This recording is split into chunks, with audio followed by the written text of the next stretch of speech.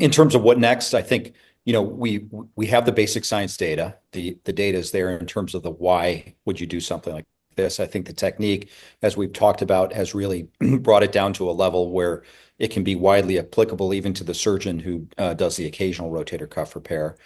And I think now with Ashish's data that we have fairly robust clinical data that is showing us that we improve our outcomes. So what's next? I think what's next is what we always have to do in this day and age, which is to show that what we're seeing, for example, on MRIs, et cetera, are translating into better outcomes for patients in terms of how do they feel, how are they doing, how are they functioning? Because at the end of the day, we're in a world now where patient-reported outcomes are ruling the day with regard to what makes sense and what doesn't make sense, and more importantly, what people will pay for and what they won't pay for.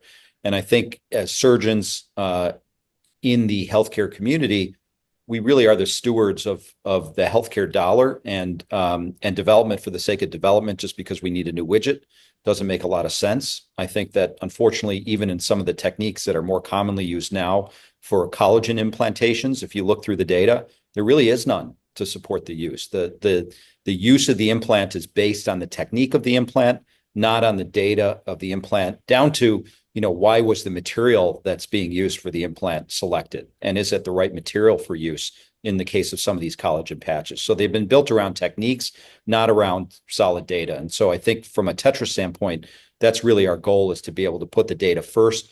And you can see that very early on in our lifespan, with Ashish's help, we've been able to do that.